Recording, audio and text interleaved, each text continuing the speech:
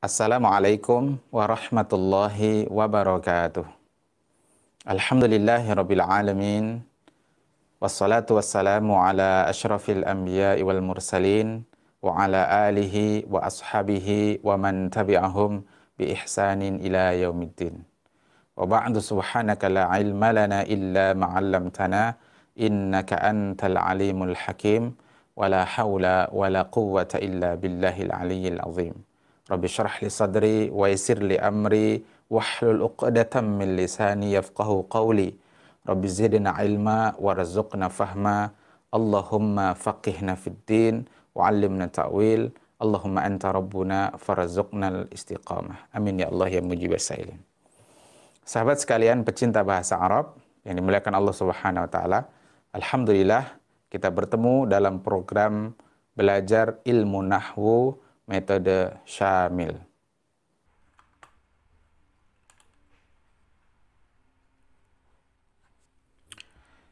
Sahabat sekalian, pecinta bahasa Arab yang dirahmati Allah Subhanahu wa taala. Alhamdulillah kita masih di program Binmil, membahas jurus ketiga, yakni kedudukan kata dalam kalimat. Masih di kedudukan kata yang menyebabkan isim menjadi marfu. Kesempatan kali ini kita akan bahas mubtada dan khobar. Nah, mubtada dan khobar mubtada ini adalah kedudukan kata yang menyebabkan isim itu menjadi marfu. Apa itu mubtada? Mubtada itu adalah subjek pada jumlah ismiyah. Jadi ingat kata kuncinya adalah dia ada pada jumlah ismiyah dan dia itu subjek. Biasanya dia berupa isim ma'rifah dan berada di awal kalimat. Sedangkan khobar atau lengkapnya khobar mubtada adalah predikat pada jumlah ismiyah. Ya, jumlah atau kalimat yang dimulai dengan isim. Yang biasanya terletak setelah mubtada. Jadi biasanya khobar itu terletak setelah mubtada. Jadi urutannya mubtada dulu, baru setelah itu khobar mubtada. Jika tidak ada khobar, maka kalimatnya belum bisa dipahami. Nah, baik, ini ya kata kunci ya. Mubtada itu umumnya berupa isim ma'rifah, sudah juga disebut di sini. Sedangkan khobar itu umumnya berupa isim nakirah. Contoh, ya, kita langsung ke contoh. Ada kalimat Allahu alimun. Allah Maha mengetahui. Ini adalah jumlah ismiyah. Ya, mengapa dikategorikan jumlah ismiyah?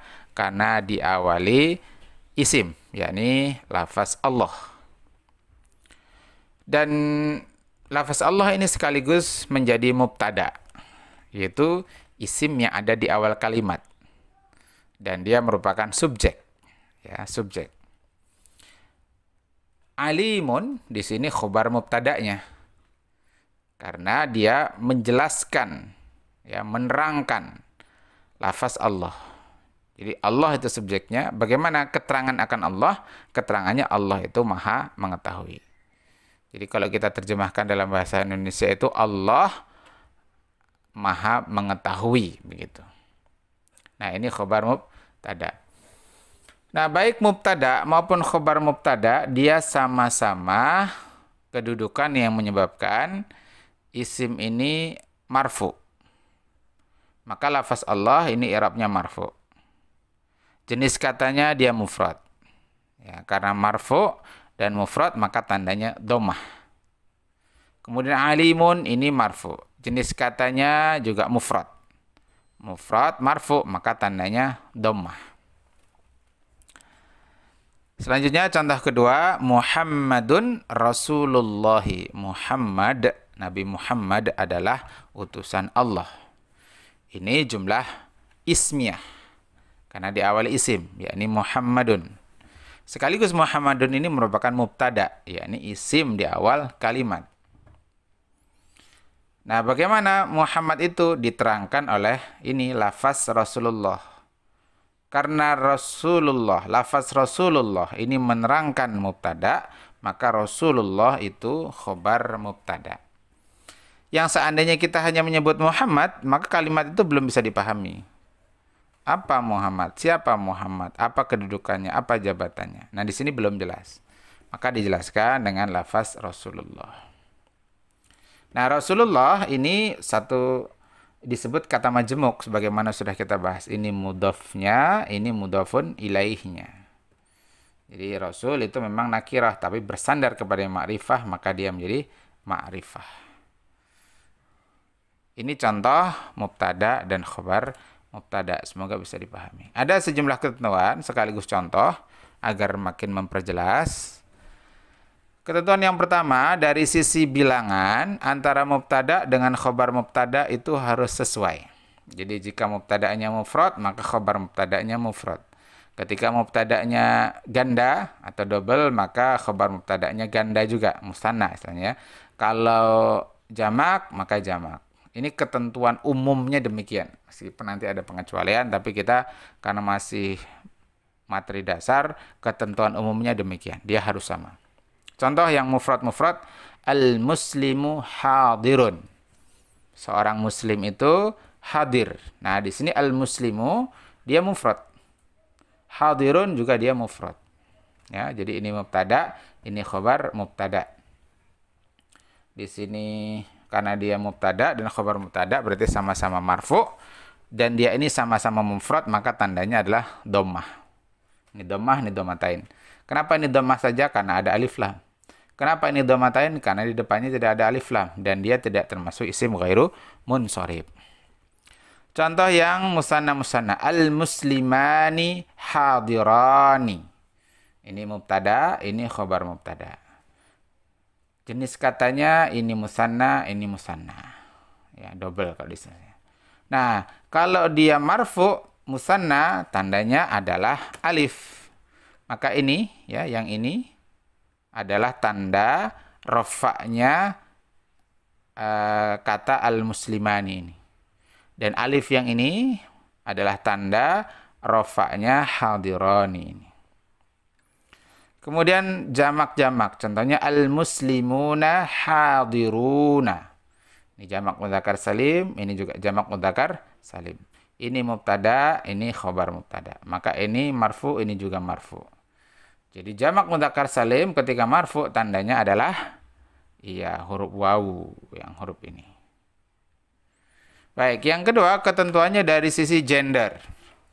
Jika mubtada mudzakkar maka khabar mubtada juga wajib mudzakkar. Mubtada'nya muannas maka khabar mubtada'nya juga muannas. Contoh al-muslimu salihun.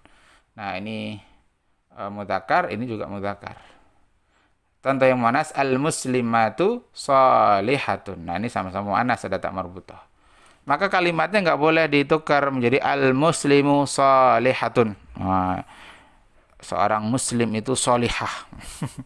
Nah, sebaliknya al-muslimatu sholihun. Nah, ini tidak sesuai kaidah.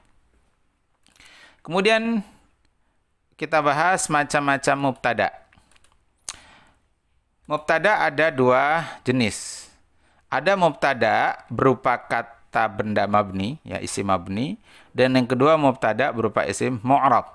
Nah, disinilah pentingnya mengingat lagi materi isim dari sisi mabni dan mu'rabnya. Karena memang isim cuma dibagi dua. Dalam kelompok besar isim mabni, ya ini isim mausul, isim isyarah, isim dhamir, dan kelompok isim mu'rab. Nah, bagaimana contohnya? Ini contohnya. Contoh mubtada berupa isim mabni dulu saya bahas. Hadzal kitabu jadidun. Kitab ini baru. Ya, nah mana mubtada'nya hadza. Jadi ini hadza adalah mubtada'nya. Berupa isim mabni, yakni isim isyarah untuk qarib dekat. Nah, al-kitabu ini badal, nanti akan kita bahas secara khusus. Nah, mana khabar mubtada'nya? Khabar mubtada'nya adalah jadidun. Ya. Di sini khabar mubtada, isimnya mufrad, i'rabnya rafa, tandanya dhammah.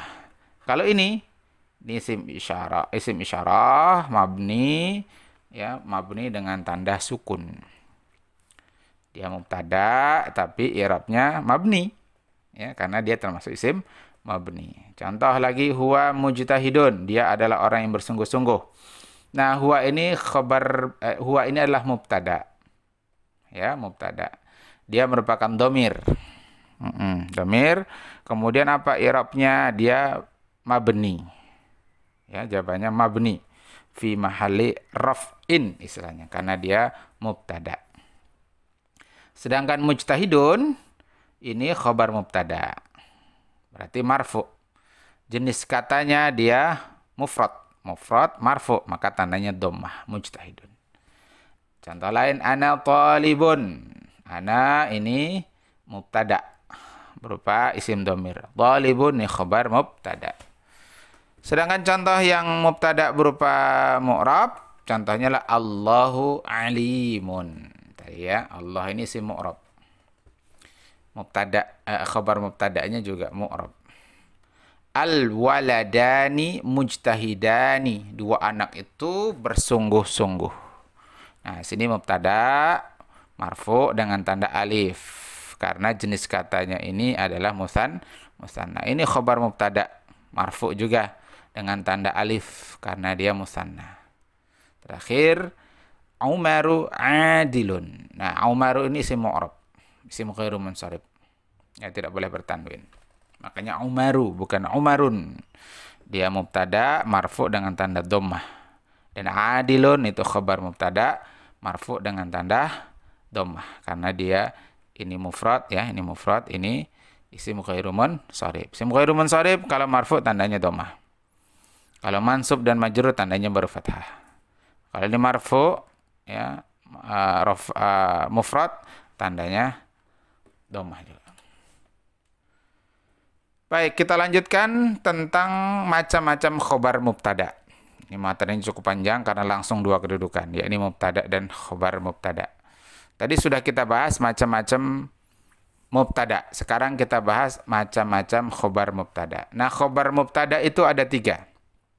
Yang pertama adalah isim mufrad atau isim tunggal. Ya, artinya isim yang hanya satu. Kemudian yang kedua adalah berupa semi kalimat. Dan yang ketiga adalah berupa kalimat. Baik kalimatnya itu jumlah fi'liyah atau jumlah ismiyah. Nah, semi kalimat nanti dibagi lagi menjadi 3, yakni jar majrur, yakni huruf jar dan isim sesudahnya. Kemudian kata majmuk, ini sudah kita bahas sebelumnya. Dan yang ketiga adalah keterangan waktu atau tempat. Baik, kita lihat contoh-contohnya. Yang pertama, khobar mubtada berupa isim mufrad. Khobar mubtada berupa isim mufrad. Nah, mufrad yang dimaksud di sini adalah isim yang hanya terdiri dari satu kata, yaitu bukan semi kalimat, di mana semi kalimat itu minimal 2 kata, atau berupa kalimat. Ya sama, kalimat itu juga minimal 2 kata. Isim mufrad di sini bisa saja berupa isim musanna atau isim jamak. Saya ingin tambahkan sedikit ya tentang kalimat. Kalimat itu kadang bahkan hanya 1 kata, tapi sebenarnya ada 2 kata. Contoh, kalau kita menyebut kata doroba, itu kan fi'il, tapi di dalamnya ada fa'ilnya sekaligus, yakni dia, dhamir huwa. Nah, ini contoh untuk khobar mubtada yang mufrad. Sebenarnya yang tadi juga ya sudah saya bahas, tapi mungkin perlu ditunjukkan lagi. Ini contoh yang mufrad, alimun ini mufrad. Ya. Mujtahidani ini mufrad. Isimnya musanna, artinya ada 2 orang yang bersungguh-sungguh, tapi dia hanya terdiri dari 1 kata. Karena terdiri dari 1 kata itulah dia digolongkan sebagai khobar mubtada mufrad. Adilun ini juga mufrad. Jadidun ini mufrad. Mujtahidun ini mufrad. Talibun ini mufrad. Nah, intinya begitu. Kemudian yang kedua, khobar mubtada berupa semi kalimat. Ada 3 tadi ya. Ada berupa jar majrur. Contohnya ini Muhammadun fil baiti. Muhammad ada di dalam rumah. Nah, fil baiti ini khobar mubtada yang berupa jar dan majrur. Ya, berupa jar dan majrur. Fi-nya itu huruf jar, al-bait ini majrurnya. Kemudian yang kedua adalah khobar mubtada berupa kata majmuk. Contohnya Muhammadun Rasulullah. Sudah kita singgung sebelumnya ya. Rasulullah. Ini Rasulu ini mudhafnya, lafaz Allahi ini mudhafun ilaihnya. Jadi Muhammad, Nabi Muhammad adalah utusan Allah. Kemudian yang ketiga adalah keterangan waktu atau tempat. Contohnya Muhammadun amamal baiti. Muhammadun amamal baiti. Muhammad ada di depan rumah. Nah, amamal baiti ini, amama ini adalah keterangan tempat. Ya, amama ini keterangan tempat. Sekaligus di sini dia sebagai mudhaf dan al-baiti sebagai mudhaf ilaih. Artinya dia disandarkan di sini.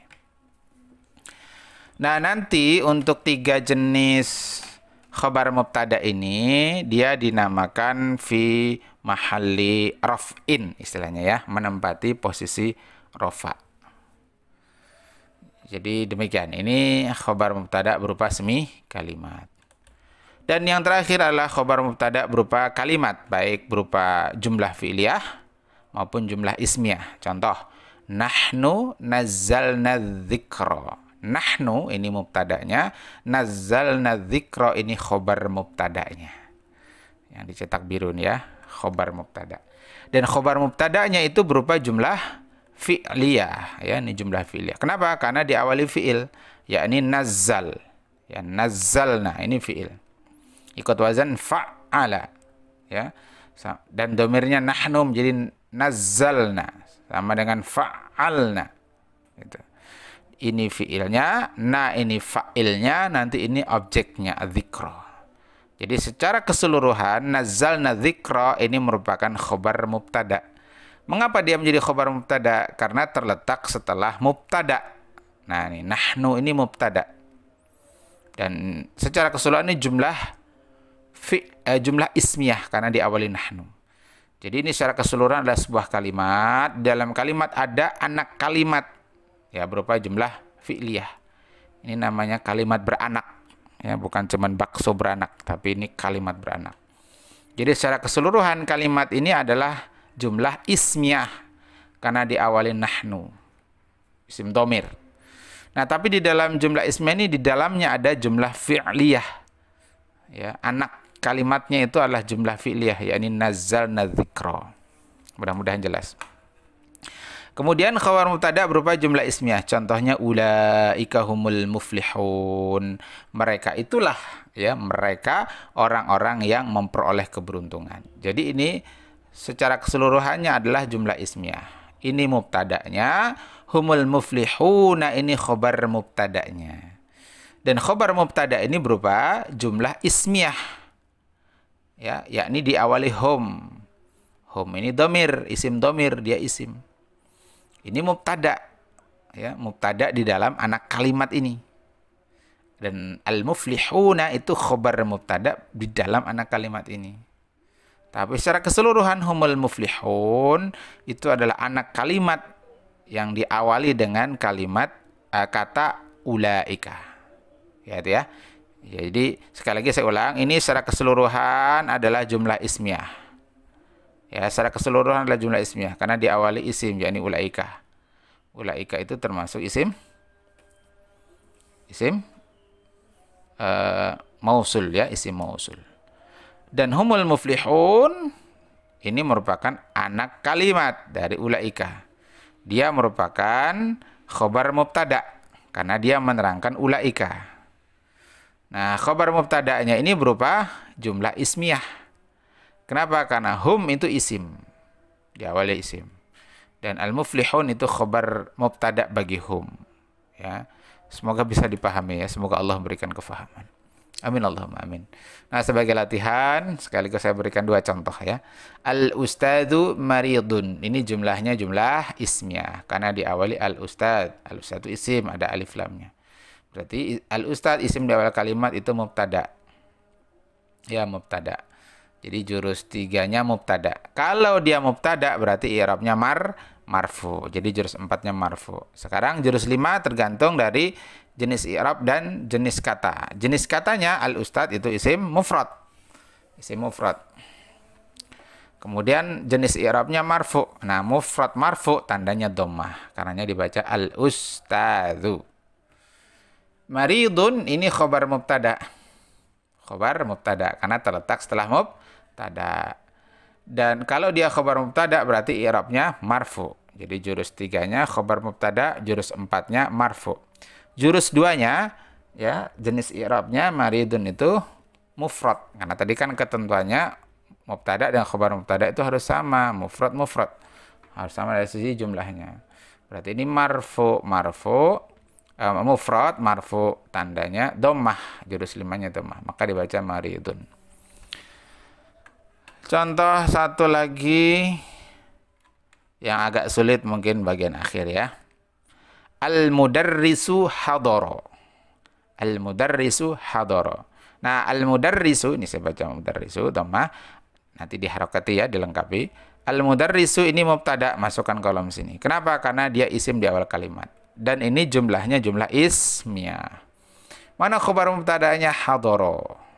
Khabar mubtada'nya lah hadara. Hadir. Dan hadara ini fi'il.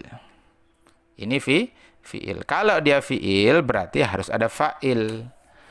Di mana mencari fa'ilnya atau pelakunya? Sesudahnya kan nggak ada lagi nih kalimat nih. Oh, berarti kalau begitu fa'ilnya tersembunyi di sini.